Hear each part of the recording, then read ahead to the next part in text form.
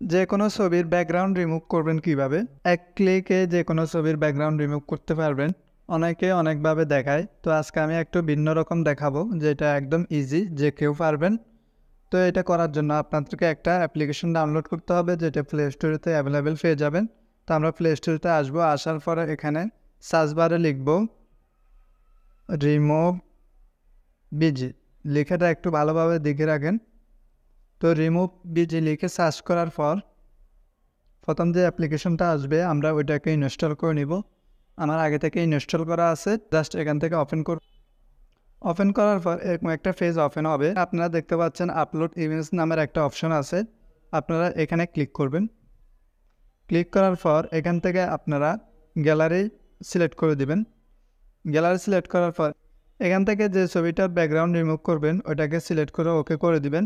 ওকে করে দেওয়ার পর এখানে ছবিটা আপলোডিং হবে। আপলোডিং হওয়ার 5-10 সেকেন্ডের মধ্যে কিন্তু এটার ব্যাকগ্রাউন্ডটা অটোমেটিক রিমুভ হয়ে যাবে। এখানে আপনার আর কোনো কাজ করতে হবে না। একদম ইজি হয়, যেটা যে কেউ চাইলে পারবেন। দেখতে পাচ্ছেন আমাদের ছবিটার কিন্তু ব্যাকগ্রাউন্ড রিমুভ হয়ে গেছে। এখন এটা আপনারা ডাউনলোড করার জন্য নিচে দেখতে পাচ্ছেন এখানে ডাউনলোড দুইটা অপশন আছে, একটা এইচডি আর একটা এমনি ডাউনলোড লেখা আছে। তো আপনারা যদি ফুল এইচডিতে ডাউনলোড করতে চান এটা কিন্তু ফ্রিতে করতে পারবেন না। তো আমরা এখানে ডাউনলোড প্রথম যে অপশনটা আছে ওইটাতে ক্লিক করে ডাউনলোড করে নেব। দেখতে পাচ্ছেন এটাতে ক্লিক করার পর কিন্তু অটোমেটিক আমার গ্যালারিতে সেভ হয়ে গেছে। এভাবে আপনারা চাইলে যে কোনো ছবির ব্যাকগ্রাউন্ড রিমুভ করতে পারেন।